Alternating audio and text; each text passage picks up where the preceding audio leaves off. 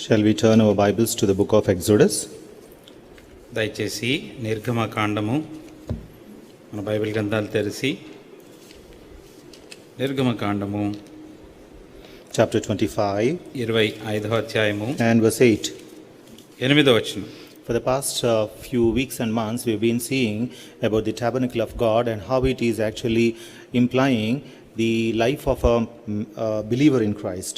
మనం కొన్ని నెలలుగా వారాలుగా దేవుని యొక్క మందసం గూర్చి దాన్ని ధ్యానం చేసుకుంటూ ఒక విశ్వాస జీవితంలో అది ఏ రీతిగా దాని సాదృశ్యంగా మనం చూసుకోవచ్చు అన్న విషయాన్ని చూసుకుంటూ వచ్చాం.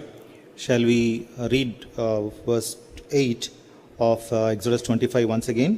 నిర్గమకాండము 25వ అధ్యాయము 8వ వచనం అందరం కలిసి చదువుకుందాం. And let them make me a sanctuary that I may dwell among them. పరిశుద్ధ స్థలము నిర్మింపవలెను. Shall we pray? ప్రార్థించుకుందాం.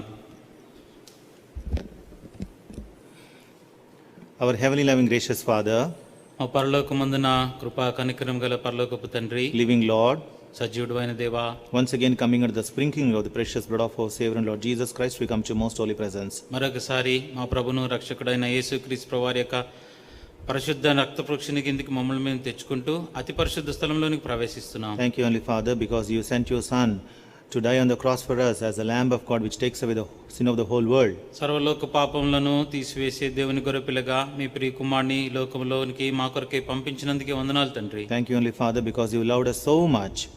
పరలోకమందున తండ్రి, మీరు మమ్మల్ని అంతగా ప్రేమించినందుకే వందనాలు. Thank you, Heavenly Father, for your Son also willingly came and died on the cross for us, loving us so much. ప్రభా, మీ ప్రియ కుమారుడు కూడా మమ్మల్ని ఎంతగానో ప్రేమించి ఇష్టపూర్వకంగా శిలువ మీద తన ప్రాణం అప్పగించుకోవడానికి దిగి వచ్చినందుకే స్తోత్రం. Thank you, Heavenly Father, because you made us your own peculiar people. ప్రభా, ప్రత్యేకమైన జనాంగముగా మీ స్వంత ప్రజలంగా మమ్మల్ని చేసుకున్నందుకే తండ్రి మీకు వందనాలు. You made us your own house. ప్రభా, మీ స్వంత కుటుంబంగా మమ్మల్ని చేసుకున్నారు. You made us as your own priests. ప్రభా, మీ సొంత యాజకులుగా మమ్మల్ని చేసుకున్నారు. Thank you, Heavenly Father, because you made us your own people to be with you forever and ever. నిత్యత్వము కొరకు మీతో పాటు ఉండులాగున మీ సొంత ప్రజలుగా మమ్మల్ని చేసుకున్నందుకు తండ్రి మీకు వందనాలు. Now, Lord, as we're going to meditate upon your word, Lord, we pray that you may be gracious unto us and speak to us from your heavenly throne. ప్రభా, మీ యొక్క వాక్యాన్ని మేము ఇప్పుడు ధ్యానం చేసుకుని ఉంటుండగా మీ కృపా కనికరములు మా వైపు చూపించి పరలోకపు సింహాసనం నుండి మీరు మాతో మాట్లాడవలసిందిగా ప్రార్థిస్తున్నాం. Lord, you know, unless you give me something from your heavenly throne, I have nothing to give to your children. ప్రభా, మీరు పరలోకపు సింహాసనం నుండి మీరు ఏదైనా నాకు ఇస్తే తప్పితే అది నేను పంచిపెట్టుకోవడానికి నాది ఏది లేదని మీకు తెలుసు. Therefore, Lord, I empty myself completely and, Lord, pray that you may hide me behind thy cross, sanctify me freshly in Lord's blood and speak from your heavenly throne. కాబట్టి నన్ను నేను ఖాళీ చేసుకుంటూ మరొకసారి నేను రక్త ప్రోక్షణకి తెచ్చుకుంటుండగా ప్రభా, మరొకసారి యేసుక్రీస్తు ప్రభువారి యొక్క రక్త ప్రోక్షణతో నన్ను శుద్ధీకరించి పరిశుద్ధపరిచి యజమానుడు వాడుకోవడానికి అర్హమైన పాత్రగా చేసి మీ నామమును మహింపరచుకోవాల్సిందిగా ప్రార్థిస్తున్నాను. Let your spirit have free course. ప్రభా, మీ యొక్క పరిశుద్ధాత్మ స్వేచ్ఛగా మాతో మాట్లాడనుగా. Help in translation also. తర్జుమాలో కూడా సహాయం చేయండి. Give us grace, Lord, to understand your word and to apply it in our lives. ప్రభా, మీ యొక్క వాక్యాన్ని గ్రహించడానికి అది మా జీవితంలో అన్వయించుకోవడానికి కూడా మీ కృపను దయచేయండి. We pray in Lord Jesus' precious name. యేసుక్రీస్తు ప్రభువారి ప్రశస్త నామములో ప్రార్థించి వేడుచున్నాం తండ్రి. Amen.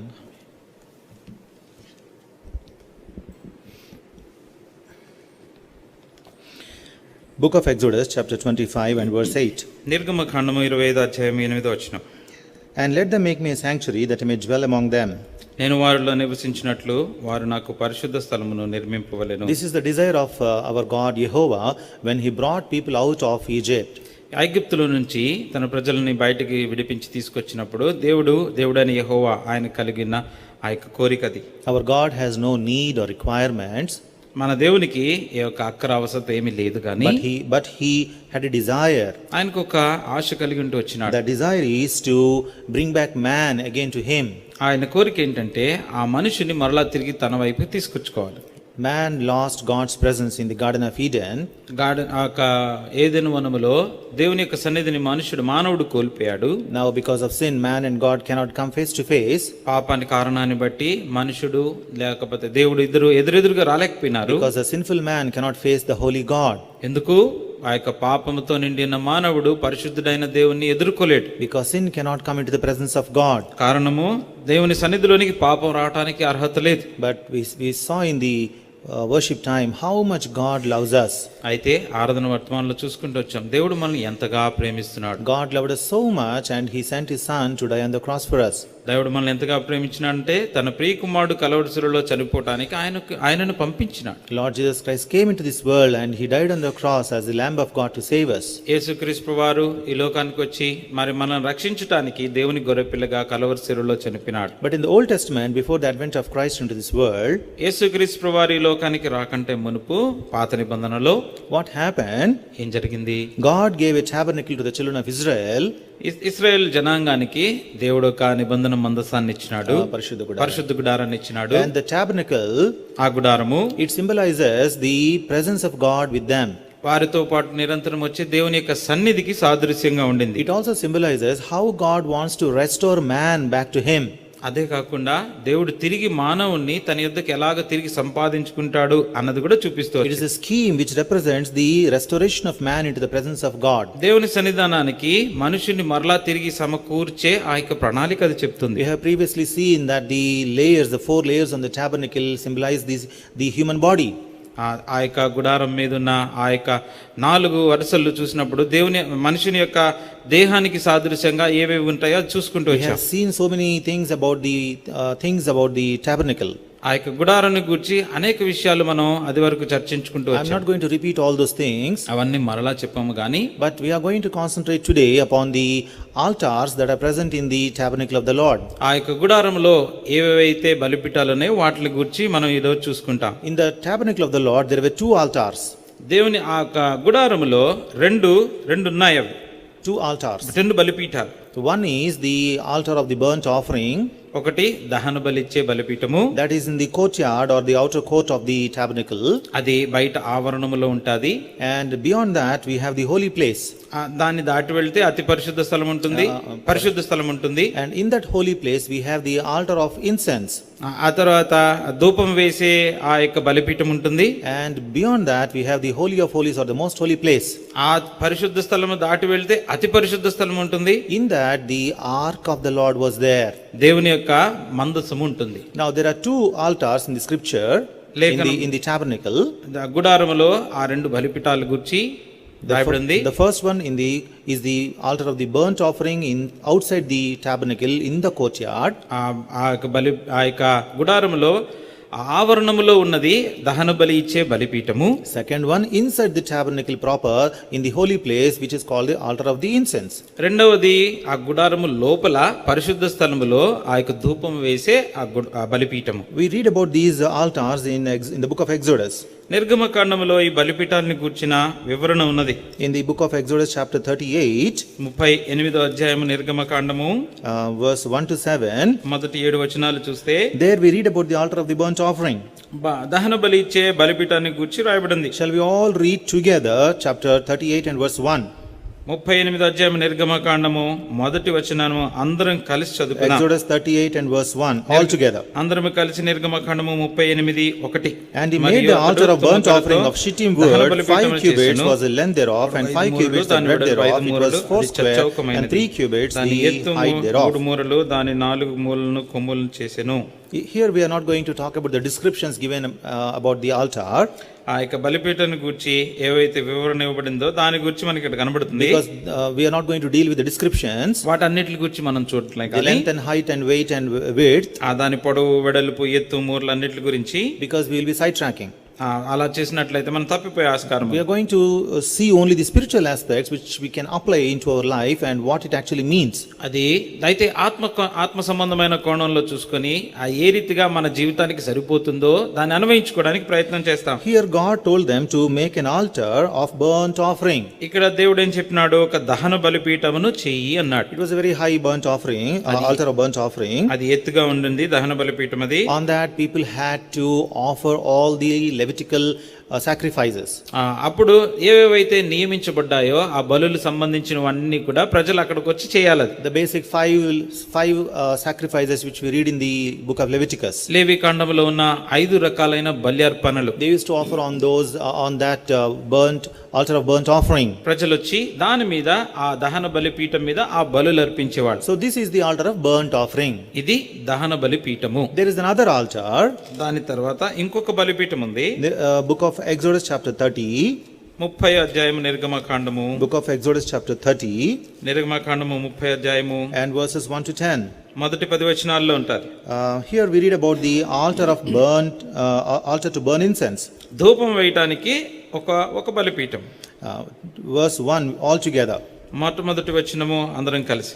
And thou shalt make an altar to burn incense upon, of shittim wood shalt thou make it. చేయవలెను. Yes, this is the altar to burn incense. ఇది ధూపం వేసే బలిపీఠము. These two altars are always connected. ఈ రెండు బలిపీఠాలు కలిసి రెండిటికి మధ్య ఎప్పుడు ఒక సంబంధం ఉంటుంది. We will see how they are connected later. తర్వాత చూస్తాం ఏ రీతిగా వాటికి సంబంధం ఉందో. But in the tabernacle of God we are seeing that there are two altars.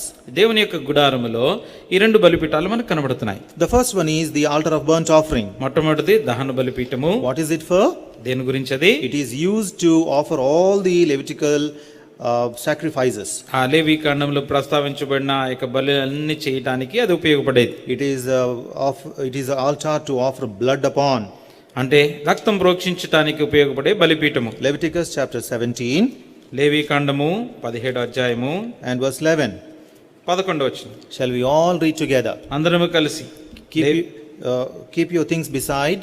మిగతావన్నీ పక్కన పెట్టి, bring your thoughts together. మీ ఆలోచనలన్నీ కూడా ఇక్కడికి సమకూర్చుకొని, because you are not in the church of God, in the house of God, but you are at your homes, please concentrate on the word of God and on the scripture and on the Bible. మందిర ఆవరణంలో మనం లేము కాబట్టి, ఎవరిళ్లలో వాళ్ళు ఉన్నారు కాబట్టి, మీ యొక్క తలంపుల ఆలోచనలన్నీ కూడా కేంద్రీకరించి బైబిల్ గ్రంథాన్ని తెరిచి చదువుదాం. Remember, we are in the presence of the Lord and nothing should distract us. మనము దేవుని సన్నిధానంలో ఉన్నాం, ఏది కూడా మనల్ని కలవరపరచడానికి వీల్లేదు. Leviticus chapter 17 and verse 11 all together. లేవి కాండము 17వ అధ్యాయము 11వ వచనం అందరం కలిసి. For the life of the flesh is in the blood, and I have given it to you upon the altar to make an atonement for your souls, for it is the blood that maketh an atonement for the soul. What is written here? ఇక్కడ ఏం రాయబడింది? It says, I have given it to you upon the altar to make an atonement for your souls. అది మీ నిమిత్తము ప్రాయశ్చిత్తము చేయనట్లు బలిపీఠం మీద పోయిటకై దానిని మీకు ఇచ్చితిని. The blood is given to be poured upon the altar. రక్తం ఎందుకు ఇవ్వబడిందంటే బలిపీఠం మీద పోయిటకై దాన్ని ఇచ్చినాడు. And once the blood is poured upon the altar, it makes an atonement. అప్పుడు అది ఆ రీతిగా ఆ బలి అర్పణ చేత పోయబడిన తర్వాత అది ప్రాయశ్చిత్తము చేస్తుంది. Because it is the blood that maketh an atonement for the soul. Last part. ఎందుకంటే చివరి భాగంలో రక్తము దానిలో ఉన్న ప్రాణమును బట్టి ప్రాయశ్చిత్తము చేయను. So the first altar, which is the altar of burnt offering, is an altar which is made and prepared and set ready for the blood to be offered upon it. So కాబట్టి మొట్టమొదటిగా బలిపీఠం చూసుకున్నప్పుడు దహన బలిపీఠము దేని కొరకు నియమించబడిందంటే రక్తము దాని మీద ప్రోక్షణ చేయబడటానికి. It says that there is the altar symbolizes a place where sin is rooted out, it's taken away. అది ఏ రీతిగా చూపించబడుతుందంటే పాపము దాని దగ్గరికి వచ్చినప్పుడు అది తీసివేయబడుతుంది. Because there is an atonement near the altar. ఎందుకంటే ఆ బలిపీఠం దగ్గర ప్రాయశ్చిత్తం చేయబడుతుంది. Only at the altar you have the atonement. ఆ బలిపీఠం దగ్గర మాత్రమే ప్రాయశ్చిత్తం దొరుకుతుంది. This symbolizes the death of Christ. ఇది దేని చూపిస్తుందంటే క్రీస్తు ప్రభువారి మరణాన్ని చూపిస్తుంది. This symbolizes the cross of Christ, the death of Christ on the cross. ఆ యేసు క్రీస్తు ప్రభువారు కలువరి శిలువలో చనిపోయిన మరణాన్ని ఇది చూపిస్తుంది. Now let us turn to the book of Hebrews. హెబ్రీయులు రాసిన పత్రిక. Let us go to Hebrews chapter 10. హెబ్రీయులు రాసిన పత్రిక 10వ అధ్యాయము and verse 8. 8వ వచనం. Hebrews chapter 10. హెబ్రీయులు రాసిన పత్రిక 10 and verse 8. 8. All together. అందరం కలిసి. And when he said, sacrifice and offering and burnt offerings and offering for sin thou wouldst not, neither hast pleasure therein, which are offered by the law. 9 and 10 also. 9-10 కూడా. Then said he, Lo, I came to do thy will, O God. He taketh away the first, and that he may establish the second. But by the which will we are sanctified to the offering of the body of Jesus Christ once for all. శరీరం ఒక్కసారి అర్పింపబడుట చేత ఆ చిత్తమును బట్టి మనము పరిశుద్ధపరచబడి ఉన్నాము. In the Old Testament, God said that the altar is prepared for the atonement of sin. పాత నిబంధనలో దేవుడు చెప్తూ వచ్చినాడు ఆ బలిపీఠం ఎందుకనంటే పాపము గురించి ప్రాయశ్చిత్తము చేయబడటానికి. In the New Testament, కొత్త నిబంధనలకు వచ్చేసరికి especially in this verse 9 of chapter 10 of Hebrews, హెబ్రీయుల రాసిన పత్రిక 10:9లో చూస్తే second part, రెండవ భాగంలో he taketh away the first that he may establish the second. రెండవ దానిని స్థిరపరచుటకు మొదటి దానిని కొట్టివేయుచున్నాడు. What is the first? మొట్టమొదటిది ఏంటి? The burnt offerings and the sacrifices for sin which they used to offer on the altar. ఆ యొక్క బలిపీఠం మీద అర్పించే పాప పరిహారార్థ బలి, సమాధాన బలి, ఇవన్నీ కూడా. What is the second? రెండవది ఏంటి? Verse 10. 10వ వచనం. It is the offering of the body of Christ on the cross which taketh away the sin all for once. రెండవది 10వ వచనంలో, హెబ్రీ 10:10, యేసుక్రీస్తు యొక్క శరీరం ఒక్కసారి అర్పింపబడు చేత ఆ చిత్తమును బట్టి మనము పరిశుద్ధపరచబడి ఉన్నాము. Once for all Christ's body is offered on the cross. ఒక్కసారే యేసు ప్రభువారు కలువరి శిలువలో అప్పగించుకున్నాడు. This is the second. ఇది రెండవది. What is the word of God saying? వాక్యం ఏం సెలవిస్తుంది? He taketh away the first, ఆ మొదటి దాన్ని కొట్టివేస్తున్నాడు, but that he may establish the second. రెండవ దాన్ని స్థిరపరుస్తున్నాడు. The first, as long as the first altar was there, ఎంతకాలంగా మొట్టమొదటి బలిపీఠం ఉంటూ వచ్చిందో, people used to offer burnt sacrifices, sin offering, trespass offering, meal offering, burnt offering, everything on that. అప్పుడులో ఉన్న జనాలందరూ కూడా దాని మీద దగ్గరికి వచ్చి పాప పరిహారార్థ బలి, సమాధాన బలి, నైవేద్యము, ఇంకా అర్పణలన్నీ అర్పిస్తూ వచ్చేవాడు. But now that first one is taken off. ఇప్పుడైతే మొట్టమొదటి తీసివేయబడింది. Now the second one is established. రెండవది స్థిరపరచబడుతూ A వచ్చింది. second altar is established. రెండవ బలిపీఠం వచ్చేసింది. ఇప్పుడు Why the first one is taken away? ఎందుకు మొట్టమొదటి తీసివేయబడింది? Because they cannot take away the sin completely. ఎందుకంటే ఆటి ద్వారా పాపము సంపూర్ణంగా తొలగివేయబడదు. Verse 4. 4వ వచనం. Hebrews chapter 10 verse 4 altogether. Hebrew 10:4. For it is not possible that the blood of bulls and of goats should take away sins. అసాధ్యము. Yes. It is not possible for the blood of bulls and goats to take away sin completely. కాబట్టి ఎడ్ల యొక్క మేకల యొక్క రక్తము పాపములను తీసివేయుట అసాధ్యము. In the time of worship we saw that God has given us pure conscience by purging our conscience because of the blood of Christ shed on the cross for us. ఆరాధన సమయంలో మనం చూసుకుంటూ వచ్చినాం, యేసుక్రీస్తు ప్రభువారు కలువరి శిలువలో చిందించిన రక్తము చేత మన మనస్సాక్షి ఎంతో ఎక్కువగా శుద్ధి చేయబడుతూ వచ్చింది. As Christians now we have a pure conscience before God and boldness to have an access towards God. క్రైస్తవులుగా అటి మనస్సాక్షి కలిగిన వారమై ఎంతో ధైర్యంగా దేవుని యొక్క సన్నిధానంలో ప్రవేశం కలిగినాం. Our conscience has no more sin in it. ఇక మీదట మన మనస్సాక్షిలో ఇక పాపము లేదు. We have assurance of salvation and boldness to have an access to God. దేవుని సన్నిధానంలోకి ధైర్యమైన ప్రవేశం ఎందుకు? మనకు రక్షణ నిశ్చయిత ఉన్న కారణాన్ని బట్టి. But in the olden days, అయితే పాత దినాల్లో people did not have this assurance of salvation. ఇటువంటి రక్షణ నిశ్చయిత వారికి లేదు.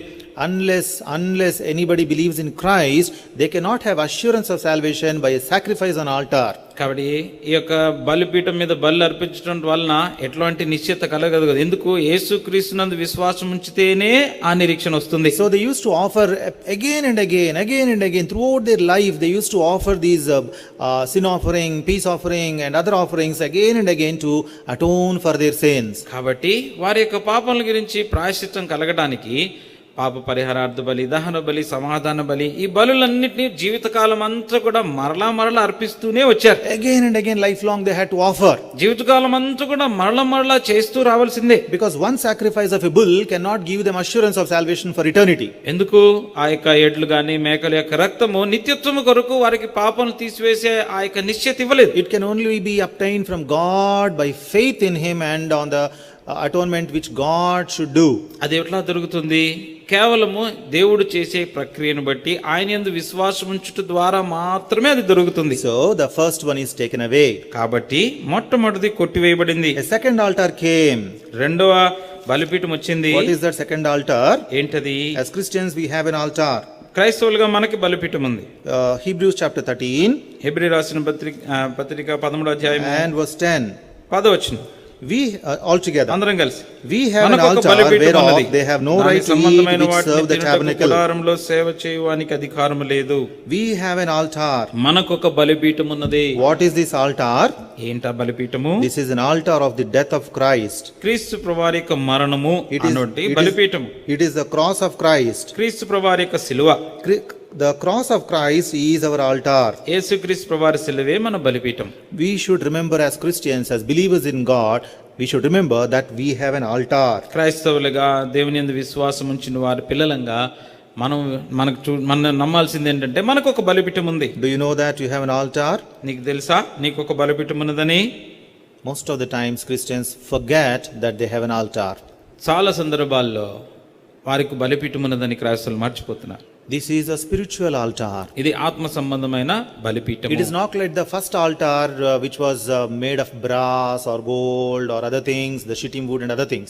అది తుమ్మకరతో చేయబడినది, తర్వాత బంగారంతో పొదిగించబడింది, ఇత్తడితో చేయబడింది, అట్లాంటి మొట్టమొదటిగా చేయబడిన బలిపీఠం కాదు. The first altar was a visible altar. మొట్టమొదటి బలిపీఠము కంటికి కనబడేది. But the second altar is an invisible altar. అయితే రెండవ బలిపీఠము కనబడనది, అదృశ్యమైనది. This is an altar which is a spiritual altar. ఇది ఆత్మ సంబంధమైన బలిపీఠం. That's what the scripture says here. అందుకే అదే లేఖన భాగాలు సెలవిస్తున్నాయి. We have an altar. మనకు ఒక బలిపీఠం ఉన్నది. Yes, we should recognize that there is an altar for us as Christians in our personal lives. క్రైస్తవులుగా మన వ్యక్తిగత జీవితంలో మనకు ఒక బలిపీఠం ఉన్నదని మనం గుర్తించాలి. That is the cross of Christ. అది క్రీస్తు ప్రభువారి యొక్క సిలువ. That is the death of Christ. అది యేసు ప్రభువారి యొక్క మరణము, on which Christ died. క్రీస్తు ప్రభువారు దాని మీద చనిపోయినాడు.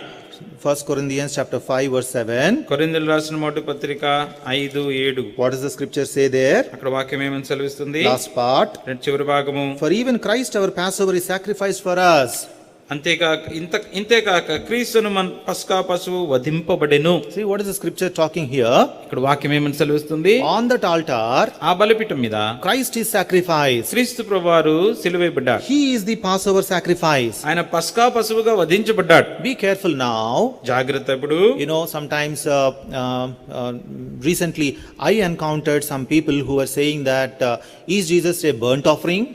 ఈ ప్రస్తుత కాలంలో కొంతమందిని నేను కలుసుకుంటూ వచ్చినాను. నిజంగా క్రీస్తు ప్రభువారు burnt offering, దహన బలిగా అయిపోయినాడా అని అడిగారు.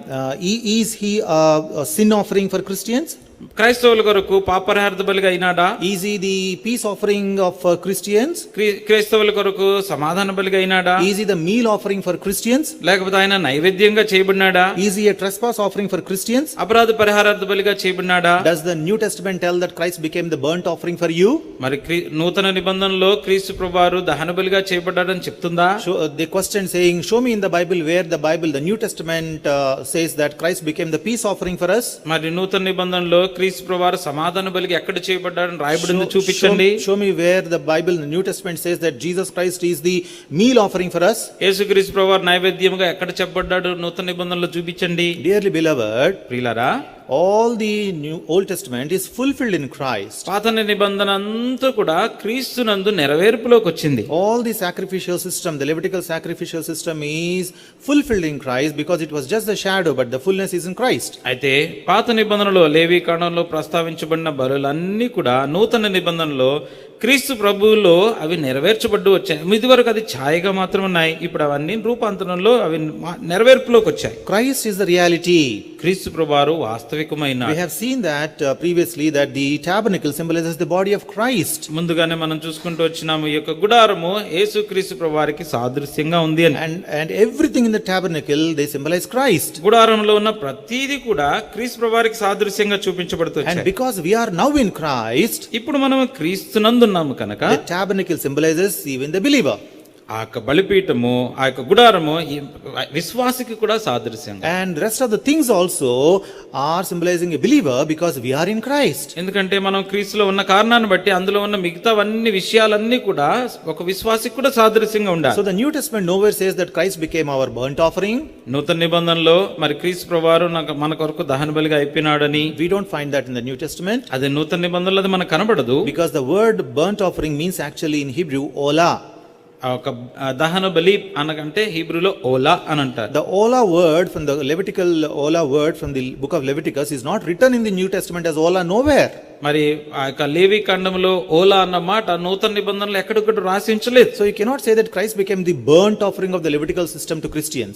అయితే లేవి కాండంలో ప్రస్తావించబడిన దహన బలిగా క్రీస్తు ప్రభువారు క్రైస్తవులకి ఇక్కడ అయిపోయినాడని నూతన నిబంధనలో లేదు. The Bible nowhere says that Christ became the peace offering for Christians. లేకపోతే బైబిల్ గ్రంథంలో క్రీస్తు ప్రభువారు మరి క్రైస్తవుల కొరకు సమాధాన బలిగా చేయబడినాడు రాయబడలేదు. But the Bible states that we gained the eternal peace in Christ because of his sacrifice. అయితే బైబిల్ గ్రంథం ఏమని సెలవిస్తుంది? ఆయన యొక్క బలి అర్పణ ద్వారా మనము సమాధానాన్ని, నిత్య సమాధానాన్ని మనం సంపాదించుకున్నామని చెప్తుంది. The New Testament nowhere says that Christ became the sin offering of the Old Testament to Christians now. అయితే పాత నిబంధనలో ఉన్న పాప పరిహారార్థ బలిగా ఇప్పుడు క్రీస్తు ప్రభువారు క్రైస్తవులకు అయిపోయినాడని నూతన నిబంధనలో రాయబడలేదు. Instead, Bible clearly says in the New Testament that Christ, because of the death of Christ on the cross, sin is removed from every believer. అయితే నూతన నిబంధనలో ఏం రాయబడుతుంది? యేసుక్రీస్తు ప్రభువారి యొక్క మరణము ద్వారా పాపం ప్రతి విశ్వాసిలో పాపం నుండి విడుదల పొందుతున్నాడని రాయబడింది. So remember, the Levitical system we are not following. కాబట్టి మనం గమనించవలసింది, అది వరకు లేవీయుల యొక్క కార్యమును మనం క్రమాన్ని మనం ఇప్పుడు పాటించట్లేదు. We are not having the Old Testament sacrifices in the New Testament. No. అయితే పాత నిబంధనలో ఉన్న బలి అర్పణలు ఇప్పుడు కొత్త నిబంధనలో లేవు. But we have still an altar. అయినప్పటికీ మనకు కూడా బలిపీఠం ఉంది. We still have an altar. బలిపీఠం మనకుంది. What is there on the altar? అయితే బలిపీఠం మీద ఏమున్నది? Christ, the Lamb of God. దేవుని గొర్రెపిల్లైన క్రీస్తు ప్రభువారు. Not as the burnt offering or sin offering or peace offering or meal offering or any other offering. అదేదో పాప పరిహారార్థ బలిగా, లేకపోతే సమాధాన బలిగా, దహన బలిగా, లేకపోతే నైవేద్యముగా అలా కనబడట్లేదు. Though everything is fulfilled in Christ, అవన్నీ క్రీస్తులో నెరవేర్చబడినప్పటికీ, but is seen as the Lamb of the Passover which is slain for us. అయితే ఆయన ఎలా కనబడుతున్నాడు? మన కొరకై వధించబడిన పస్కా పశువుగా కనబడుతున్నాడు. You know, in the book of Deuteronomy we read, we don't have time so we're not referring. In the book of Deuteronomy we read that the Passover lamb should not be killed within your gates.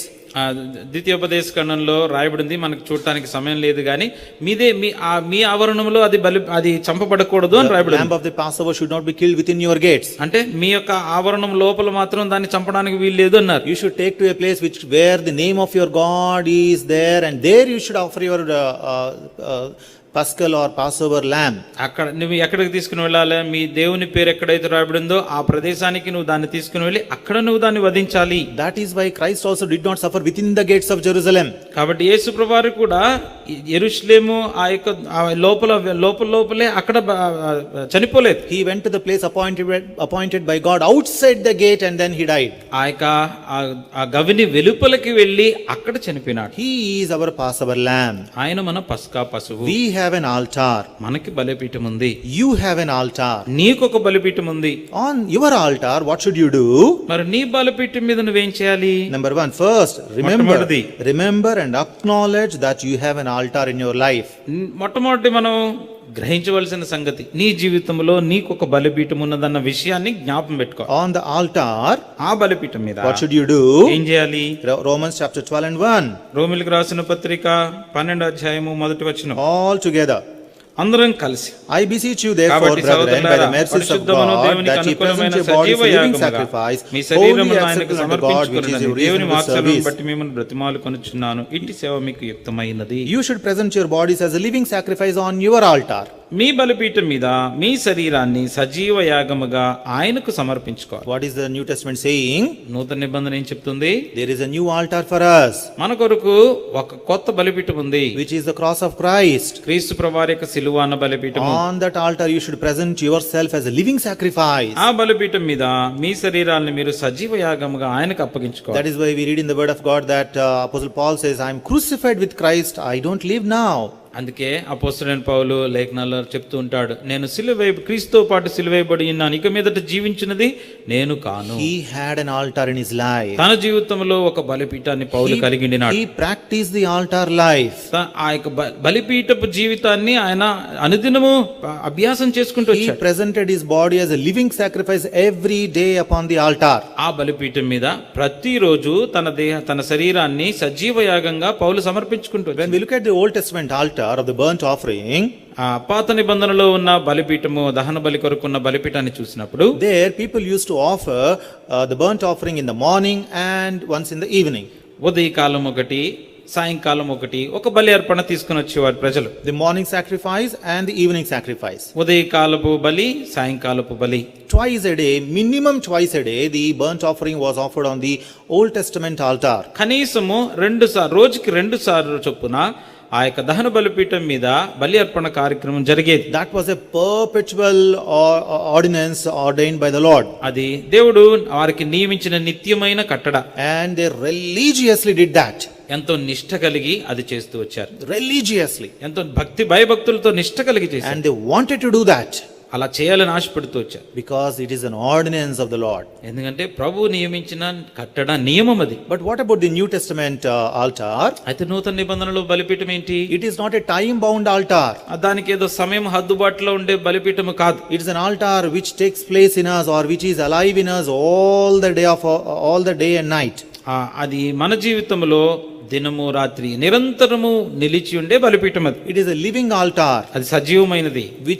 where our life is placed as a living sacrifice. ఎక్కడైతే మన జీవాన్ని సజీవ యాగంగా సమర్పించుకుంటామో ఆ బలిపీఠం అది. At every instance in our life. మన జీవితంలో ప్రతి క్షణాన కూడా, whether it is day or night or any time, అది పగలు గాని రాత్రి గాని ఏ సమయమైనా, you should be able to place yourself on the altar of Christ. యేసుక్రీస్తు ప్రభువారి యొక్క బలిపీఠం మీద నిన్ను నీవు సమర్పించుకోవడానికి సిద్ధపడి ఉండాలి. We should acknowledge that yes, I have an altar in my life. నా యొక్క జీవితంలో కూడా బలిపీఠం ఉన్నది అని నువ్వు గ్రహించాలి. Do you acknowledge that in your life? నీ జీవితంలో అది నువ్వు గ్రహిస్తున్నావా? Do you have an altar in your life? నీ జీవితంలో బలిపీఠము నీకుందా? Scripture says in Hebrews chapter 13 and verse 10, we have an altar. హెబ్రీయులకు రాసిన పత్రిక 13:10లో మనకు ఒక బలిపీఠం ఉంది అని వాక్యం సెలవిస్తుంది. It is a personal altar. అది వ్యక్తిగతమైనది. It is your own altar. అది నీ స్వంత బలిపీఠం. That is your cross. అది నీ సిలువ. You should take it up every day. అది ప్రతిరోజు నువ్వు తీసుకునే and crucify yourself on that. దాని మీద నిన్ను నీవు అర్పించుకోవాలి. And as a living sacrifice you should offer yourself on that cross. సజీవ యాగముగా నిన్ను నీవు దానికి అప్పగించుకోవాలి. Sometimes cross seems heavy to bear. కొన్ని సందర్భాల్లో సిలువ భరించలేనిదిగా అనిపిస్తుంది. But God will give us grace. అయితే దేవుడు తన కృపను మనకిస్తాడు. Now when we come to the New Testament altar, నూతన నిబంధన బలిపీఠం దగ్గరికి వచ్చినప్పుడు there are some new rules given by God for the New Testament altar. నూతన నిబంధనలో ఉన్న బలిపీఠానికి కొన్ని నూతన నియమాలు కూడా ప్రభువు ఇచ్చాడు. For example, ఉదాహరణకి Matthew's Gospel chapter 5. మత్తయి సువార్త 5వ అధ్యాయము. Matthew's Gospel chapter 5. మత్తయి సువార్త 5 and verse 23. 23. Matthew's Gospel chapter 5 and verse 23. మత్తయి సువార్త 5వ అధ్యాయం 23వ వచనం.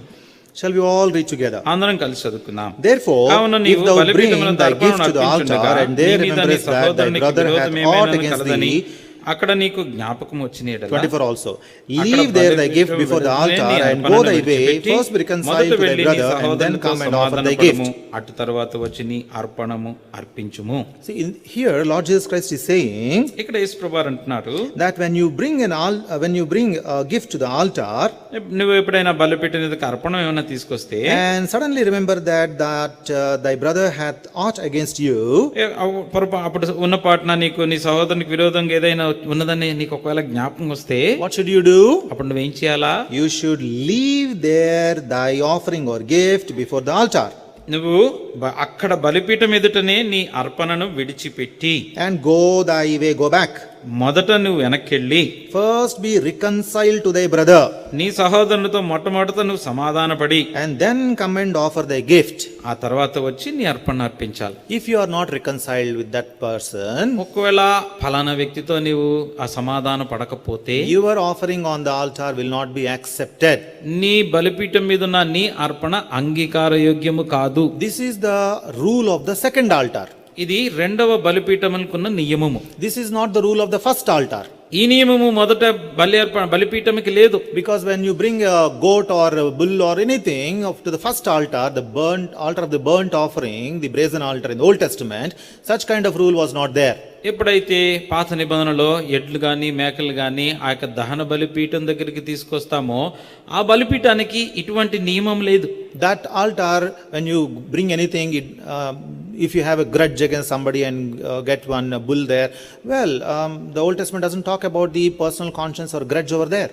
ఒకవేళ నీకు అవతల వ్యక్తి మీద నీకు ఏదన్నా కోపం ఉంది, అసూయుండి కలిపి దాంతో పాటు నువ్వు బలి అర్పణ తీసుకొచ్చావనుకోండి, పాత నిబంధనలో దాని గూర్చిన ఆ నియమము దాని గూర్చిన ప్రస్తావన ఏమీ లేదు అక్కడ. But here in the New Testament, అయితే నూతన నిబంధనలో the altar of Lord Jesus Christ, యేసు ప్రభువారి యొక్క బలిపీఠం దగ్గర is a personal altar. అది ఒక వ్యక్తిగతమైన బలిపీఠం. బలిపీఠము. It's an altar which is there inside the heart. అది హృదయాంతరంగము లోపల ఉన్నది. That is why he says, అందుకే ఆయన అంటున్నాడు, your heart should be, your conscience should be clean. నీ మనస్సాక్షి నిర్మలముగా ఉండాలి. If you remember that your brother has something against you, ఒకవేళ నీ సహోదరునికి విరోధం ఏదైనా నీకు కలిగినదని జ్ఞాపకంకి వస్తే, you cannot offer anything on this new altar. ఈ నూతన నిబంధన సంబంధించిన బలిపీఠం మీద నువ్వు ఏమీ అర్పించడానికి కుదరదు. Whatever you may try to offer on this new altar will become invalid. ఒకవేళ అలాగే ఉండి బలి అర్పణ ఏదైనా నువ్వు ఇక్కడ అర్పించినావు అనుకో, అది అంగీకార యోగ్యము కాదు. God will not accept it at all. దేవుడు దాన్ని అంగీకరించడు. First you should go back. మొట్టమొదటిగా నువ్వు వెనక్కి వెళ్ళాలి. First you should reconcile. మొట్టమొదటిగా సమాధాన పడాలి. You know, sometimes Christians, they do something like this. కొన్నిసార్లు క్రైస్తవులు ఇలా చేస్తారు. They will come to God's presence, దేవుని సన్నిధానానికి వస్తారు, and they will say, oh God, I offer myself unto you. Oh God, I do this for you, that for you. ప్రభా, నన్ను నేను నీకు అప్పగించుకుంటున్నాను, నీ కొరకు అది చేస్తాను, ఇది చేస్తాను అని చెప్తారు. You know, they say, I give my life for you. నా జీవితాన్ని నీకు ఇచ్చేస్తున్నాను, I want to live for you. నీ కొరకు జీవించాలని I want to be a spiritual Christian. ఆత్మ సంబంధమైన క్రైస్తవుడిగా ఉండాలని I want to teach gospel, to preach gospel to many people. అనేక మందికి సువార్తను ప్రకటించాలని ఆశపడుతున్నాను. I want to do this for you, that for you. నీ కొరకు అది ఇది చేస్తాను. You know, but they still have grudge against somebody. అవన్నీ చెప్పిన తర్వాత కూడా అవతల ఉన్న వ్యక్తి మీద అటువంటి కోపం పెట్టుకుని ఉంటారు. Will that person be acceptable as a living sacrifice on this new altar? ఈ నూతనమైన బలిపీఠం మీద సజీవ యాగముగా ఆ వ్యక్తి అంగీకరించబడతారంటారా? Christ says no. క్రీస్తు ప్రభు అంటాడు, కుదరదు. No. కుదరదు. అలాగూ Don't deceive yourself. మిమ్మల్ని మీరు మోసపరుచుకోవద్దు. Don't say that I can do as I want and then I will give to God myself. No, God will not take you, remember. నాకు నచ్చినట్టు నేను ఇక్కడ చేసుకుంటాను, నేను దేవునికి సమర్పించుకుంటానంటే అది కుదరదు. You are barred on this new altar. ఒకవేళ అలాగున్నట్లయితే ఈ నూతన బలిపీఠం మీద నువ్వు తిరస్కరించబడతావు. So first thing, మొట్టమొదటిది, there you should reconcile. సమాధాన పడాలి. You should reconcile. సమాధాన పడాలి. Verse 24. 24. Leave there thy gift before the altar and go thy way. First be reconciled to thy brother and then come and offer thy gift. మత్తయి సువార్త 5:24. అక్కడ బలిపీఠం ఎదుటనే నీ అర్పణను విడిచిపెట్టి మొదట వెళ్ళి నీ సహోదరునితో సమాధాన పడుము, అటు తర్వాత వచ్చి నీ అర్పణను అర్పింపుము. First be reconciled. మొట్టమొదట సమాధాన పడు. So the first rule of this altar is reconciliation. కాబట్టి ఈ నూతన బలిపీఠానికి ఉన్న మొట్టమొదటి నియమము సమాధాన పరుట. If you are not reconciled to the people of the world, how can you have reconciliation with God? ఒకవేళ నీ చుట్టూ ఉన్న ప్రజలతో సమాధానం నీకు లేకపోతే దేవునితో సమాధానం ఎలా కలిగి ఉంటావు? As Christians, we have to remember and follow this. క్రైస్తవులుగా ఇది మనం జ్ఞాపకం పెట్టుకోవాలి, అనుసరిస్తూ రావాలి. We see this in the life of Christ from his childhood. క్రీస్తు ప్రభువారి జీవితంలో ఈ విషయాన్ని తన బాల్యతనము నుంచి మనం గమనించొచ్చు. Luke's Gospel chapter 2 and verse 52. లూకా సువార్త 2:52. Verse 52. 52. All together. అందరము కలిసి. And Jesus increased in wisdom and stature and in favor with God and man. మనుషుల దయందును వర్ధిల్లుచుండెను. He was increasing in the favor of God and man. దేవుని దయందును మనుషుల దయందు కూడా వర్ధిల్లుచు వచ్చినాడు. So as we also as Christians should follow the model of Christ. మనము క్రైస్తవులుగా ఈ క్రీస్తు ప్రభువారిని అనుకరిస్తూ రావాలి. We should be in favor with God and also be favorable and in favor of man. మనము దేవుని దయలో మనుషుల దయలో కూడా వర్ధిల్లుతూ రావాలి. It doesn't mean that we should compromise with the world. అంటే రాజీ పడటానికి, లోకంతో రాజీ పడాలని కాదు, or compromise with the sin of the world. లేకపోతే లోకంలో ఉన్న పాపంతో రాజీ పడి సంధి చేసుకోవాలని కాదు. But we should maintain good relationship with the people of the world. ఈ లోకంలో ఉన్న ప్రజలతో కూడా సరైన సంబంధాన్ని కలిగి ఉండాలి. Sometimes Christians behave like this. కొన్నిసార్లు క్రైస్తవులు ఈ రీతిగా చేస్తూ ఉంటారు. They shout at the people at home. ఇంట్లో ఉన్న వాళ్ళ మీద అరిసేస్తూ ఉంటారు. They abuse them. వాళ్ళని చెడ్డ మాటలు చెప్పేస్తూ ఉంటారు. Outside they'll be very good. బయట చాలా చక్కగా ఉంటారు. Outside people will say, oh, he is a very good person, she is a very good person. బయట వాళ్ళు ఏం చెప్తారు, పలానా ఆయన చాలా మంచివాడు, ఆమె చాలా మంచిది అని చెప్తారు బయట వాళ్ళు. But at home they will be very abusive. అయితే ఇంటి దగ్గరికి వచ్చేసరికి భయంకరంగా ఉంటారు. Very abusive. చెడు మాటలన్నీ చెప్తా ఉంటారు. Sometimes they hurt and hit also. కొన్నిసార్లు వాళ్ళని గాయపరుస్తారు, కొన్నిసార్లు దెబ్బలు కూడా కొడతారు. And again they will take up the Bible and run to the church and appear as good believers here. అయితే పరిగెత్తుకుని బైబిల్ వేసుకుని వచ్చి మంచి విశ్వాసులు ఇక్కడ కనబడడానికి ప్రయత్నం చేస్తారు. Sometimes people may venture to preach also. కొన్నిసార్లు బోధ చేయడానికి కూడా వచ్చేస్తారు అలాంటి వాళ్ళు. See what a great hypocritical life it is. అది ఎంతగా వేషధారణతో కూడిన జీవితం అది.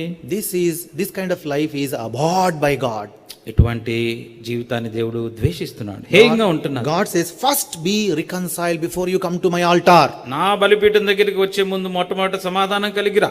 Now today, before taking part in the Lord's table, remember whom you have hurt. ఈరోజు బలలో పాల్పడటానికి మునుపు ఒకసారి జ్ఞాపకం తెచ్చుకో, ఎవరిని గాయపరిచావు, whom you have abused in your life. లేకపోతే నీ జీవితంలో ఎవరిని చెడ్డగా తిట్టుతూ వచ్చినావు. Your conscience knows it. నీ యొక్క మనస్సాక్షికి అది తెలుసు. Don't be a hypocrite before God. దేవుని ఎదుట వేషధారిగా నువ్వు చూపించుకో. If you come to the altar of Christ, you will be cleansed. If you accept your sin, ask forgiveness, you will be cleansed. ఒకవేళ నీ యొక్క పాపాన్ని నిన్ను ఒప్పుకొని ప్రభు యొక్క బలిపీఠం దగ్గరికి వచ్చి దేవుని ప్రాధేయపడితే నువ్వు శుద్ధీకరణ చేయబడతావు. God will forgive you. దేవుడు క్షమిస్తాడు నేను. But you should also ask forgiveness from the person whom you have hurt. అంతేకాకుండా ఏ వ్యక్తినైతే మనం గాయం చేస్తూ వచ్చామో ఆ వ్యక్తి దగ్గరికి వెళ్ళి కూడా క్షమాపణ అడగాలి. Leave your gift here at the altar. నీ అర్పణని ఇక్కడే విడిచిపెట్టు. Go back to that person. ఆ వ్యక్తి దగ్గరికి వెళ్ళు. First be reconciled. మొట్టమొదటి సమాధానపడు. Say sorry. సారీ అని చెప్పు. Don't justify yourself. నిన్ను నీవు నీతిమంతునిగా తీర్చుకో. First say sorry. క్షమించమన్నాడు. Ask forgiveness from that person whom you have abused. ఎవరినైతే నువ్వు ఆ రీతిగా తిట్టుకుంటూ వచ్చినావో ఆ వ్యక్తి దగ్గరికి వెళ్ళి క్షమాపణ కోరు. Whom you have hurt. గాయం చేసావో ఆ వ్యక్తి దగ్గరికి వెళ్ళి. Whom you hit. ఎవరిని కొట్టావో ఆ వ్యక్తి దగ్గరికి వెళ్ళి. About whom you talk bad and backbited. ఎవరి గురించి వేరే వాళ్ళతోటి చెడుగా చెప్తూ వచ్చావు. Forgive them. వారి దగ్గరికి వెళ్ళి వారిని క్షమించి క్షమాపణ కోరు. Ask them forgiveness. వారిని కూడా క్షమాపణ అడుగు.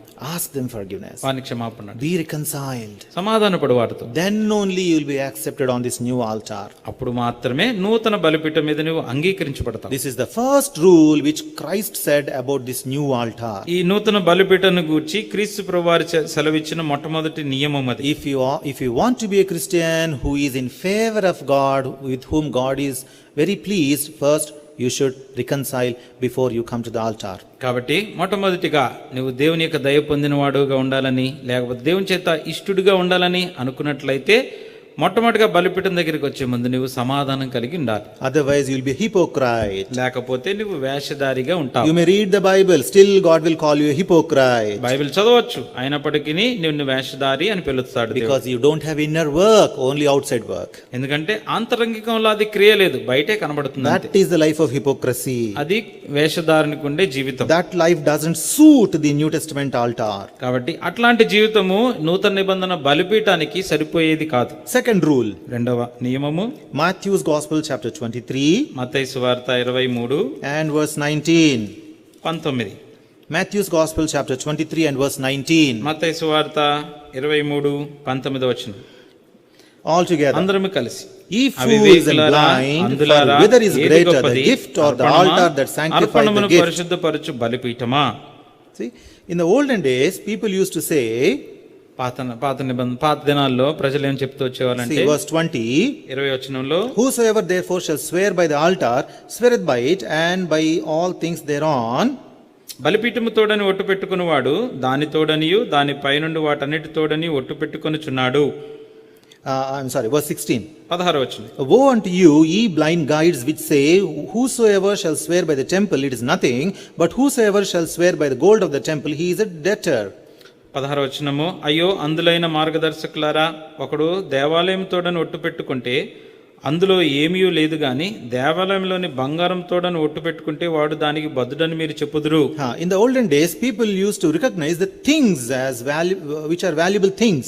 పాత దినాల్లో వాళ్ళు అక్కడ ఉండే వస్తువులు శ్రేష్టమైనవి లేకపోతే విలువైనవి అన్ని గ్రహించుకుంటూ వచ్చేవాళ్ళు. See, they used to say that if somebody swears by the temple, that makes him a debtor, not a simple swear by the temple. అయితే దేవాలయం తోడని ఒట్టు పెట్టుకుంటే అదేం పర్వాలేదు, ఏం లేదులే అని అనుకునేవాళ్ళు. They used to value the gold of the temple more than the temple. అయితే ఆ దేవాలయంలో ఉన్న బంగారాన్ని కనుక ఒట్టు పెట్టుకుంటే అది ఇంకా దేవాలయం కంటే అది ఇంకా శ్రేష్టమైందని ఎంచుకునేవాడు. Verse 18. 18వ వచనం. And whosoever shall swear by the altar, it is nothing, but whosoever sweareth by the gift that is upon it, he is guilty. మరియు బలిపీఠం తోడని ఒకడు ఒట్టు పెట్టుకుంటే అందులో ఏమీ లేదు గాని దాని పైనుండి అర్పణం తోడని ఒట్టు పెట్టుకుంటే దానికి బద్ధుడు అని మీరు చెప్పుదురు. So they used to reckon the gift upon the altar rather than the altar itself. బలిపీఠం మీద ఉండే అర్పణ బలిపీఠం కంటే బలిపీఠం మీద ఉండే అర్పణం గొప్పదని ఎంచుకుంటూ ఉండేవాళ్ళు. See why? ఎందుకు? Because they had that kind of pride in them. ఎందుకంటే వారిలో అటువంటి గర్వం ఉంటూ వచ్చింది. I brought a bull. నేను ఒక ఎద్దుని తీసుకొచ్చాను. They brought only 2 turtle doves. వాళ్ళైతే 2 రొట్టెలను మాత్రమే తీసుకొని వచ్చినారు. So who is great now? ఎవరు గొప్పవాళ్ళు ఇప్పుడు? I brought a big bull, right? నేను ఎద్దుని తీసుకొచ్చాను. I am great. నేనే గొప్పవాడిని. They just brought some turtle doves. వాళ్ళు కేవలం 2 గువ్వలు మాత్రం తీసుకొచ్చినారు. Small of. అవి చాలా చిన్న చిన్నవి. See who is great? ఇప్పుడు ఇందులో ఈ రెండిట్లో ఎవడు గొప్పోడు? I am greater. నేనే గొప్పవాడు. But the principle what Christ taught to us is, అయితే క్రీస్తు ప్రభువారు మనకు బోధ చేసిన నియమం ఏంటంటే, when you come to the altar, బలిపీఠం దగ్గరికి వచ్చినప్పుడు remember జ్ఞాపకం పెట్టుకో that it is the gift is not greater than the altar. అర్పణము బలిపీఠము కంటే గొప్పది కాదు. The altar is the one that sanctifies the gift. ఎందుకంటే బలిపీఠమే దాని మీద ఉండే అర్పణని పరిశుద్ధపరిచేది. So whoever you may be, నువ్వెంత గొప్పవాడివైనా, it is immaterial at the altar of the Christ. క్రీస్తు ప్రభువారి యొక్క బలిపీఠం దగ్గర అది లెక్కలోకి రాదు. It is altar only which matters here. ఇక్కడ లెక్కలోకి వచ్చేదంతా ఏంటంటే బలిపీఠమే. The gift on the altar matters nothing. దాని మీద ఉండే అర్పణ లెక్కలో లేదు. The gift is sanctified by the altar. దాని మీద ఉండే అర్పణము బలిపీఠము చేత శుద్ధీకరణ So చేయబడుతుంది. you cannot say, oh, I am an educated person. నేను బాగా చదువుకున్నోడిని, He is a illiterate. చదువు లేదు వాడికి, So I am greater than him. అందుకని అతని కంటే నేను గొప్ప. No, కుదరదు. that doesn't work here. అది ఇక్కడ పనిచేయదు. At the altar of Christ, క్రీస్తు ప్రభువారి యొక్క బలిపీఠం దగ్గర educated and uneducated are the same. చదువున్నా చదువు లేకపోయినా ఇద్దరు సరి సమానమే. You may be rich, ధనికుడుగా ఉండొచ్చు, other may be poor. అవతల వ్యక్తి బీదవాడుగా ఉండొచ్చు, Both are same. ఇద్దరు ఒకటే. You may be of a great born. నువ్వు గొప్ప Great వంశంలో పుట్టి ఉండవచ్చు. Other person may not be having such kind of reputation, family reputation. అవతల వ్యక్తికి కుటుంబ పరంగా అటువంటి పేరు ప్రతిష్ట లేకపోవచ్చు. But both are same. ఇద్దరు ఒకటే బలిపీఠం దగ్గర. Because the gift doesn't takes any value, but it's the altar which sanctifies everything which is brought on that. ఎందుకంటే బలిపీఠం మీద ఉండే అర్పణ గొప్పది కాదు, దాని మీద ఉండే అర్పణను శుద్ధీకరించేది ఆ బలిపీఠమే. So whoever you are, నువ్వెవరైనా సరే, you are nothing on the altar. బలిపీఠం దగ్గరికి వస్తే నువ్వు ఏమీ లేని వాడివే. You are just a sinner coming to Christ. ఒక పాపి క్రీస్తు ప్రభు దగ్గరికి వచ్చిన వ్యక్తివి. Anything what you possess in this world matters nothing at the altar of Christ. క్రీస్తు ప్రభు యొక్క బలిపీఠం దగ్గర నువ్వు ఈ లోకములో కలిగి ఉన్నది ఏది కూడా లెక్కలోకి రాదు. So the principle is you have to humble at the altar of Christ. కాబట్టి నియమం ఏంటంటే క్రీస్తు ప్రభు బలిపీఠం దగ్గర నిన్ను నువ్వు తగ్గించుకో. Utter humility. బహుగా సాత్వికం కలిగి రావాలి. Leaving everything of the world. లోకానికి సంబంధించిన అంతా విడిచిపెట్టి, You may have 100 acres of land, but still you should come as a humble person to Christ. 100 ఎకరాలు వెనకాల కలిగి ఉండవచ్చు, అయినప్పటికీ ప్రభు దగ్గరికి వచ్చినప్పుడు, బలిపీఠం దగ్గరికి వచ్చినప్పుడు దీనుడుగా దిగి రావాలి. You may have cages and cages of gold with you, still you should leave them and come as an utter humble person to the altar of Christ. బంగారం కేజీలు కూడా ఉండవచ్చు, అయినప్పటికీ బలిపీఠం దగ్గరికి వచ్చినప్పుడు అన్ని విడిచిపెట్టి ప్రభు సన్నిధికి సామాన్యుడిగా రాగలగాలి. You may have great name and fame and reputation in the world, but you should leave them and come as a humble, utter humble person to the altar of Christ. నీకు లోకంలో ఎంతో గొప్ప పేరు ప్రతిష్ట ప్రఖ్యాతి కాంచిన వాడివి కావచ్చు, అయితే ప్రభు బలిపీఠం దగ్గరికి వచ్చినప్పుడు దీనుడుగా తగ్గించుకుని సాత్వికముతో రావాలి. You know, sometimes Christians say, కొన్నిసార్లు క్రైస్తవులు అంటారు, sorry to say, దయచేసి మన్నించండి ఇలా you know, చెప్పినందుకు, they will say, అంటారు, do you know who I am? అసలు నేను ఎవడో తెలుసా? Do you know who I am? నేనెవడో నీకు తెలుసా? What do you think about me? ఏమనుకుంటున్నావు? You know, such kind of words. అట్లా మాటలు వస్తాయి. Who are you? ఎవరు నువ్వు? మరి You are nothing. ఏమీ లేనటువంటి వాళ్ళమే. If you are nobody on the altar. బలిపీఠం దగ్గరికి వస్తే అసలు నువ్వు లేనట్టే. So if you are saying those words, అలా చెప్తున్నట్లయితే you are not following the principle or the rule of the altar of the New Testament. నూతన నిబంధనలో చెప్పబడిన బలిపీఠం యొక్క నియమాన్ని నీవు పాటించినటువంటి వాడు నువ్వు ఒకవేళ అలా చేస్తే. In the house of God, దేవుని మందిరంలో all are equal. అందరూ సరి సమానమే. Of course, God has kept spiritual hierarchy in his house. దేవుడు ఆత్మ సంబంధంగా అధికారాల్ని మరి తన మందిరంలో ఉంచినాడు. In the Bible we read about the elders, the bishops, presbyters, overseers. So many hierarchy is there. దేవుని వాక్యంలో రాసి ఉంచినాడు. పెద్దలైన వారు ఉంటారు, అధికారులు ఉంటారు, వారి పైన వాళ్ళు, అలాగ రకరకాలుగా ఒక్కొక్క అధికారాన్ని ప్రభు ఉంచినాడు. So whatever hierarchy we have in the house of God, we have to abide by that. దేవుని మందిరంలో ఏదైతే ప్రభుత్వ విధానం ఉన్నదో, ఏదైతే అధికారం ఉన్నదో దానికి మనము అనుసంధానంగా ఉండాలి. Because God gave us in his scripture, we have to abide by that. ఎందుకంటే దేవుడు తన లేఖన భాగాల్లో వాక్యంలో రాసి ఉంచినాడు కాబట్టి ఇంకా మనం దాన్ని అనుసరించాల్సిందే. But at an individual level, అయితే వ్యక్తిగతంగా వచ్చేసరికి there is no pride. మనలో ఇంకా మీ గర్వం ఉండడానికి there is no scope for any pride at an individual level. వ్యక్తిగతంగా వచ్చేసరికి గర్వించదగ్గ అవకాశం అసలు లేదు. So before we take part in the Lord's table, ప్రభు బలలో పాల్పొందే ముందు let us examine our lives. మన జీవితాన్ని పరీక్ష చేసుకోవాలి. Am I having any kind of pride? ఎట్లాంటి గర్వమైన నాలో ఉందా?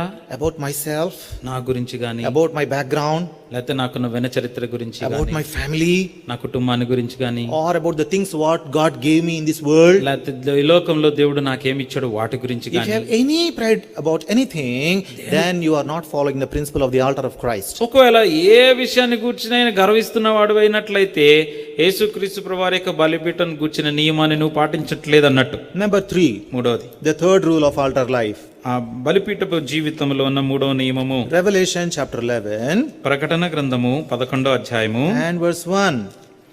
ప్రకటన 11 మొదటి వచనం. And there, let's all read together. అందరం కలిసి చదువుకుందాం. ప్రకటన 11:1 అందరం కలిసి. And there was మరియు given ఒకడు me a reed చేతికర్ర like వంటి unto a కొలకర్ర rod, నాకు and ఇచ్చి, the angels నీవు stood, లేచి saying, దేవుని ఆలయమును, Rise and measure the బలిపీఠమును temple of God and the కొలత altar వేసి, and ఆలయములో them that పూజించు worship వారిని them. లెక్క పెట్టుము. Yes. Here, a measuring rod is given to measure the temple of God and the altar. ఇక్కడ దేవుని ఆలయాన్ని, బలిపీఠాన్ని కొలత చేయటానికి ఒక కొలకర్ర ఇచ్చారు. You see, in the Old Testament, పాత నిబంధనలో when we see the tabernacle of God, దేవుని గుడారాన్ని మనం చూసినప్పుడు the 4 layers are covering the holy place and the most holy place. Or the covering is upon the holy place and the most holy place. అప్పుడు పైకప్పు ప్రత్యక్ష పరిశుద్ధ స్థలాన్ని, అతి పరిశుద్ధ స్థలాన్ని పైకప్పు ముంచి కప్పివేస్తుంది. But the outer court which is there has no covering. అయితే బయట ఉన్న ఆవరణానికి పైన గుడారం లేదు. And the brazen altar, the altar of the burnt offering, is outside the coverings. ఏదైతే ఇక్కడ ఇత్తడి బలిపీఠం ఉందో అది పైకప్పు లేకుండా బయట ఉంది.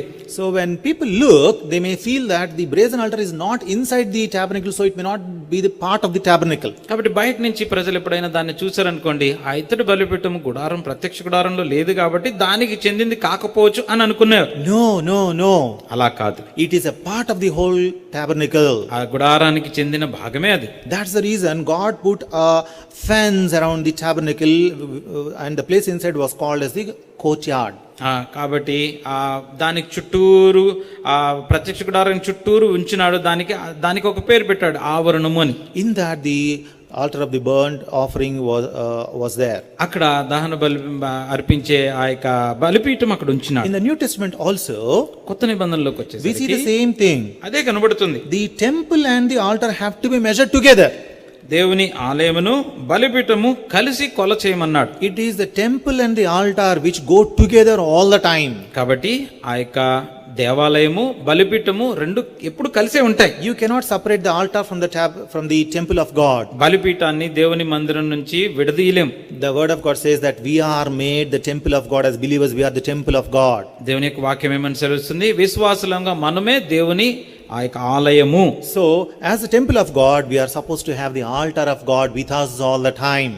దేవుని ఆలయముగా పరిగణించబడుతున్న మనము మనతో పాటు ఎల్లప్పుడూ బలిపీఠాన్ని కలిగి ఉండాలి. The temple and the altar are always knit together in the New Testament also.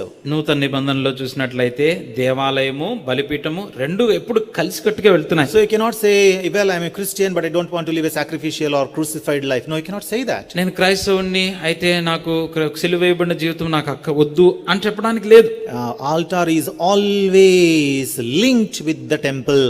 బలిపీఠం అనేది దేవాలయంతో ఎల్లప్పుడూ కలిసే వెళ్తుంది. Altar is always measured with the temple. బలిపీఠము దేవాలయాన్ని కొలత వేసినప్పుడు అందులో బలిపీఠము కూడా కొలత The వేయబడుతుంది. temple of God should always have the altar. దేవుని యొక్క దేవాలయములో ఆ బలిపీఠం అనేది తప్పక ఉండాలి. So as people of God on this planet, on this earth, we should maintain this altar all the time. ఈ భూమి మీద దేవుని ప్రజలుగా మనం జీవిస్తున్నంత కాలము మనకి బలిపీఠం మనతో ఉండాలి. The altar cannot leave the temple any time. బలిపీఠము దేవాలయాన్ని ఎట్టి పరిస్థితుల్లో విడిచి వెళ్ళటానికి ఆస్కారం లేదు. So you cannot have any time a life, a Christian life without an altar. It should be always and always and always together with you. కాబట్టి ఒక క్రైస్తవ జీవితాన్ని బలిపీఠము లేకుండా నీవు కలిగి ఉండటానికి వీల్లేదు. అది ఎల్లప్పుడూ నీతో ఉండాల్సిందే. So the Christian life is an ever sacrificing life. కాబట్టి క్రైస్తవ జీవితం అనేది ఎల్లప్పుడూ బలి అర్పణతో కూడిన జీవితం. That is why Lord Jesus taught us saying that we should forgive people 70 times 7. కాబట్టి ఎన్నిసార్లు క్షమించాలి అని అడిగినప్పుడు క్రీస్తు ప్రభువారు అన్నాడు 77 సార్లు 77 మార్లు మట్టుకు. So which means that you should forgive n number of times, any number of times. అంటే దాని అర్థం ఏంటి? ఎన్నిసార్లైనా క్షమించాల్సిందే. You should always practice this sacrificial altar life. ఎల్లప్పుడూ కూడా మనం బలి అర్పణ సమర్పించుకునే బలిపీఠముతో కూడిన జీవితాన్ని కలిగి ఉండాలి. Always you should have this sacrificial life. ఎల్లప్పుడూ సమర్పణ జీవితాన్ని మనం కలిగి That is the third rule of altar life. ఆ బలిపీఠం కూర్చున్న నియమాల్లో 3వ నియమం అది. Always having the altar with us. ఎల్లప్పుడూ బలిపీఠాన్ని మనతో పాటు తీసుకుని వెళ్ళాలి. Always living and leading us a sacrificial life. ఎల్లప్పుడూ సమర్పణ జీవితాన్ని మనం కలిగి ఉండట. Fourth rule. 4వ నియమము Acts chapter 7 అపోస్తలుల కార్యములు 7 and verse 42. 42వ వచనం. Acts chapter 7 అపోస్తలుల కార్యములు 7 and verse 42. 42. All together. అందరము కలిసి. Then God turned and gave them up to worship the host of heaven, as it is written in the book of the prophets, O ye house of Israel, have ye offered to me slain beasts and sacrifices by the space of 40 years in the wilderness? మీరు పూజించుకొనుటకు 43 also. 43 కూడా. Ye took up the tabernacle of Moloch and the star of your god, Remphan figures which ye made to worship them, and I will carry you away beyond Babylon. బబులోను ఆవలికి మిమ్మును కొనిపోయేదను. What happened here? ఇక్కడ ఏం జరిగింది? People of Israel were in the wilderness for 40 years. Israel ప్రజలు అరణ్యములో 40 సంవత్సరాలు ఉంటూ వచ్చారు. They were slaying beasts and sacrificing to God.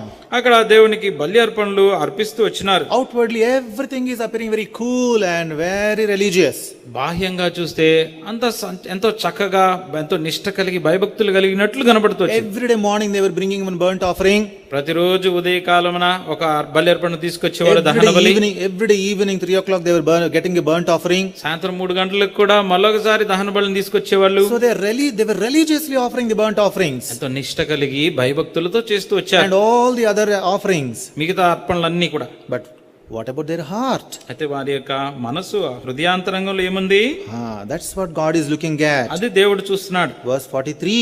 43. He took up the tabernacle of Moloch. మీరు మొలకు గుడారమును, and the star of your god Remphan figures which he made to worship.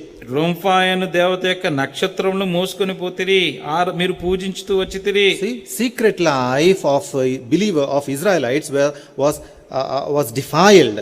అయితే ఇశ్రాయేలు యొక్క రహస్య జీవితాన్ని కనుక మీరు గమనించి చూసినట్లయితే అది పాడైపోతూ వచ్చింది. That is what God is questioning. అదే దేవుడు ప్రశ్న ఇస్తున్నాడు. That is what God is questioning every Christian believer today. ఈ రోజు ప్రతి క్రైస్తవ విశ్వాసిని ప్రభు అడుగుతున్న ప్రశ్న, how is your secret life? రహస్య జీవితం ఎలాగుంది? Is it full of sin? పాపముతో ఉందా? Compromises with the world? లేకపోతే లోకంతో రాజీ పడిపోతుందా? Or is it a true sacrificial life? యథార్థంగా సమర్పణ జీవితాన్ని నువ్వు కలిగినావా? People look outwardly very good. బాహ్యంగా ప్రజలు చూడటానికి చక్కగా ఉండొచ్చు. They catch Bibles always and preach from it, good sermons. Bible పట్టుకొని మంచి మంచి వర్తమానాలు కూడా ఇవ్వచ్చు. It includes me also, of course. నన్ను కూడా ఇది సమకూర్చుకుని.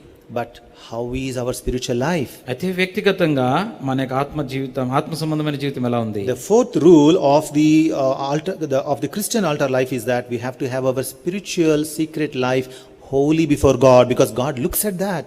కాబట్టి 4వ నియమం ఏంటంటే బలిపీఠం దగ్గరికి వచ్చినప్పుడు నీ రహస్య జీవితం అనేది దేవుని ఎదుట పరిశుద్ధంగా ఉండాలి. ఎందుకంటే దేవుడు చూసేది బాహ్యాన్ని కాదు, నీ అంతరంగిక రహస్య జీవితాన్ని. Lastly, the fifth rule.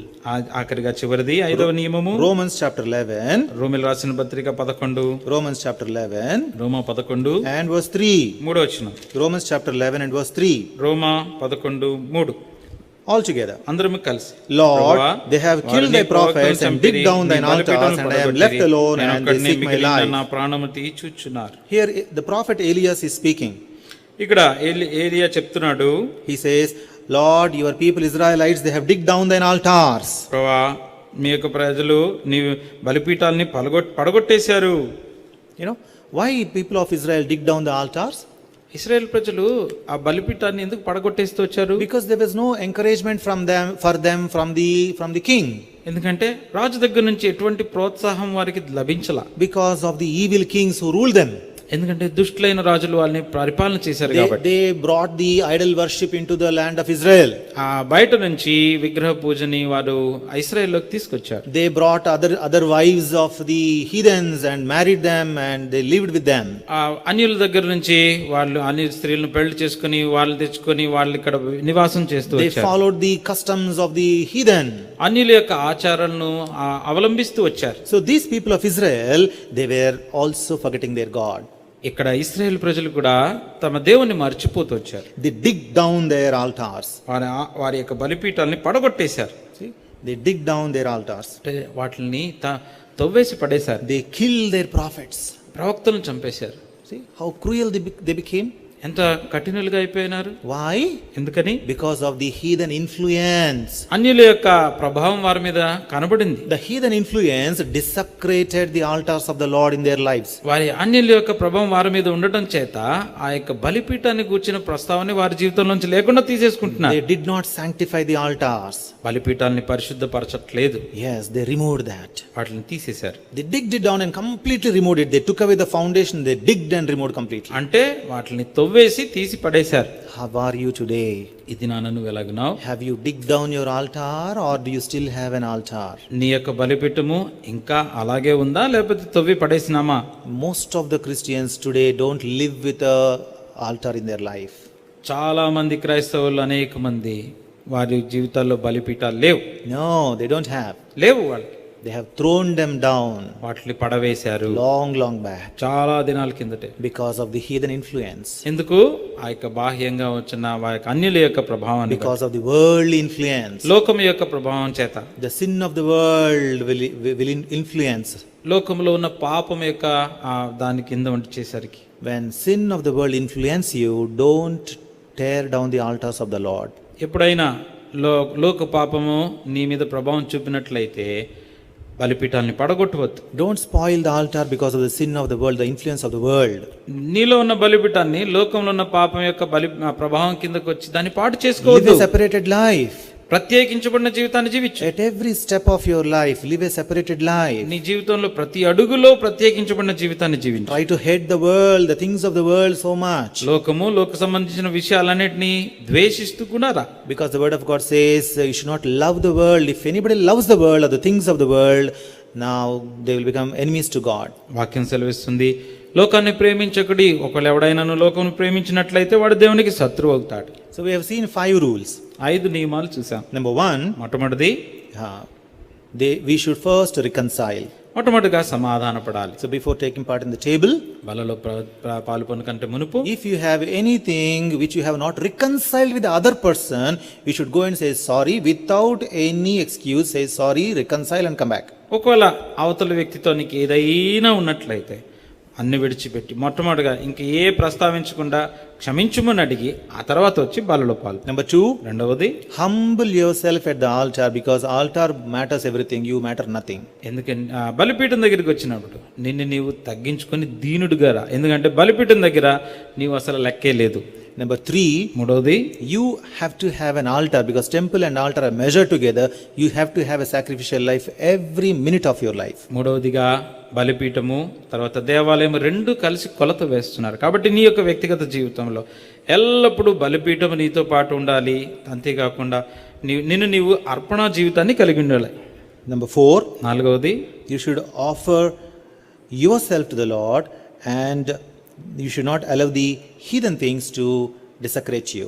నిన్ను నీవే దేవునికి అర్పించుకుంటూ రావాలి. బాహ్యంగా ఎటువంటి ప్రభావానికి లోనవ్వకూడదు. Number 5, ఐదవది, the secret life of a believer should be holy at the altar. ఒక బలిపీఠం దగ్గరికి వచ్చినప్పుడు ఒక విశ్వాసి యొక్క రహస్య జీవితము పరిశుద్ధంగాను పవిత్రంగాను కనపడాలి. For 5 minutes we'll see about the second altar and then we'll close. 5 నిమిషాలు రెండవ బలిపీఠాన్ని గురించి చూసి ముగించేసుకుందాం. This is the first altar about which we have seen at length now. మనం ఇప్పటి వరకు బాగా దాన్ని ధ్యానం చేసింది మొట్టమొదటి బలిపీఠము. But there is a second altar. రెండో బలిపీఠం కూడా ఉండింది. That is the altar to burn incense. ధూపం వేసే బలిపీఠం. That is we read about that in Exodus chapter 30 and verses 1 to 10. నిర్గమకాండము 30 అధ్యాయము మొదటి 10 వచనాల్లో దాని గురించిన ప్రస్తావన నుండి వచ్చింది. It's an altar to burn incense. అది ధూపం వేసే బలిపీఠం. అది every day when Aaron comes to lit the lamp inside the holy place, he has to burn incense on this altar. ప్రతిరోజు ఉదయకాలమున పరిశుద్ధ ప్రదేశంలోకి వెళ్ళి ఆహారంను దీపం వెలిగించడానికంటే ముందు ఇక్కడికి వచ్చి ధూపం వేసి వెళ్ళాలి. Now you need to have coals on this altar in order to burn the incense. దీని మీద ఎప్పుడు ధూపం మండుతూ ఉండటానికి బొగ్గులు ఉంటాయి, నిప్పులు.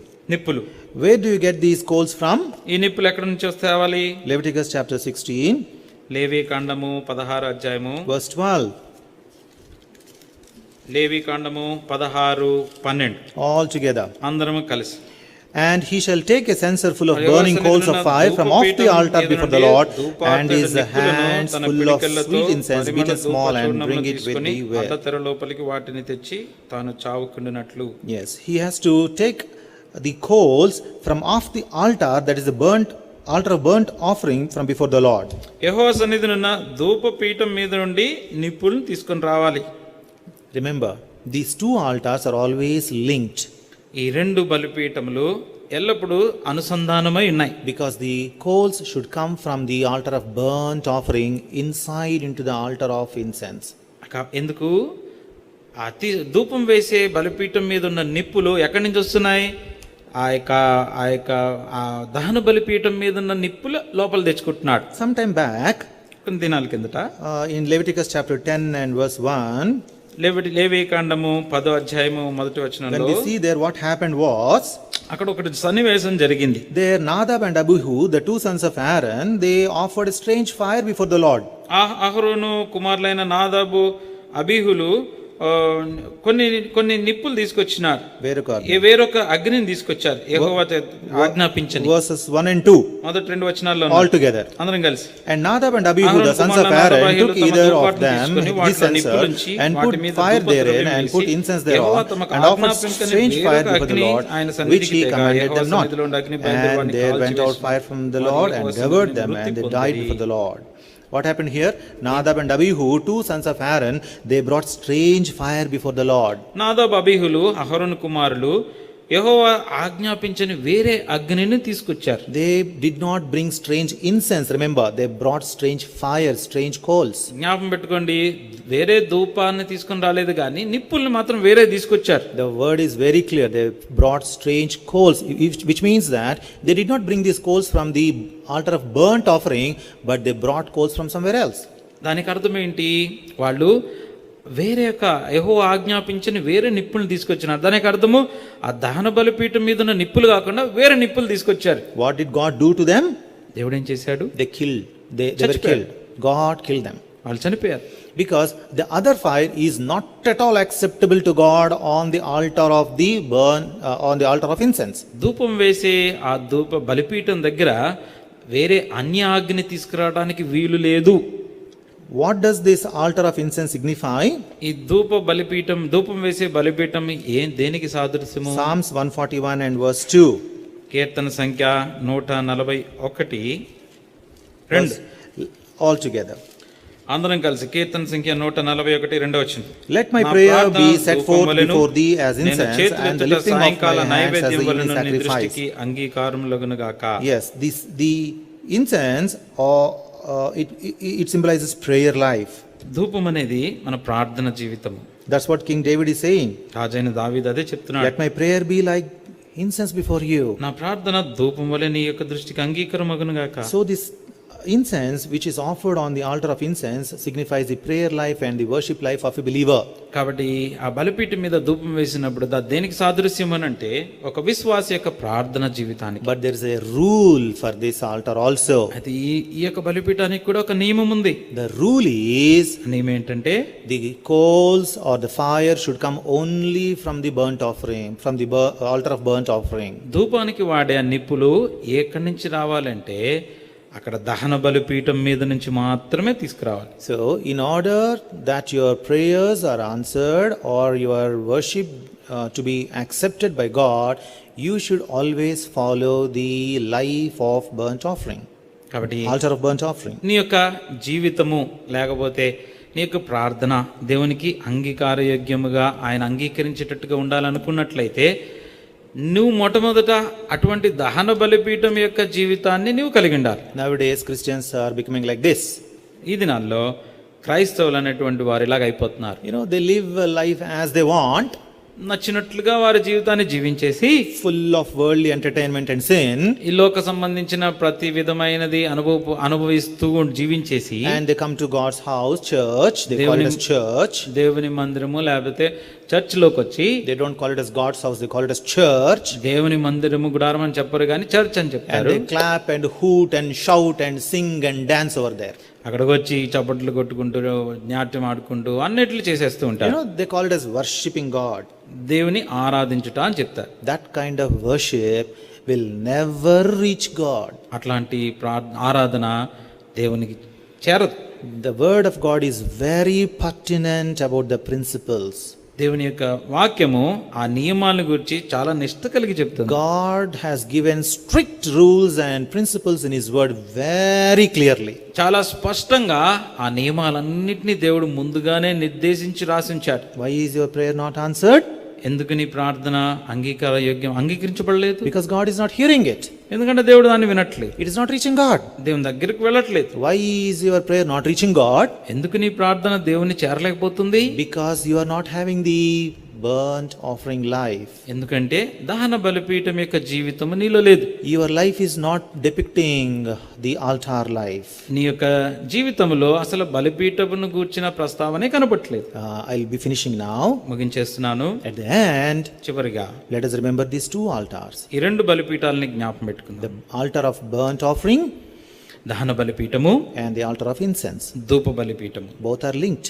రెండు ఎప్పుడు కలిసి ఉంటాయి. We have seen 5 principles of the altar of burnt offering. దహన బలిపీఠం గురించిన 5 నియమాలు చూసాం. And also we have seen that our prayer life, which symbolizes the altar of incense, is always linked with the altar of burnt offering. అంతేకాదు మన ప్రార్థన జీవితము ధూప బలిపీఠానికి ఏదైతే సాదృశ్యంగా ఉందో అది ఎల్లప్పుడూ కూడా దహన బలిపీఠానికి అనుసంధానమైందని గ్రహించాలి. We have seen very briefly some things. If you pray, the Lord will grant us great understanding about many things which are still written in the word of God. మనం కేవలం కొన్ని విషయాలు మాత్రమే చూసుకుంటూ వచ్చినాం. ప్రార్థన పూర్వకంగా ధ్యానించినట్లయితే ఇంకా అనేక విషయాలు దేవుడైతే ఏదైతే రాసించినాడో అవన్నీ కూడా దేవుడు బయలుపరుస్తూ. So before we take part in the Lord's table, let us examine ourselves according to the word of God and then take part in the table of the Lord in a worthy manner. కాబట్టి దేవుని యొక్క బలిలో మనం పాలు పొందక మునుపు మనకి జీవితాన్ని మనం ఒకసారి పరీక్ష చేసుకొని యోగ్యమైన రీతిలో బలిలో పాల్పొందుదాం. May God give us such grace. అటువంటి కృప దేవుడు మనకందరికి అనుగ్రహించును గాక. Amen.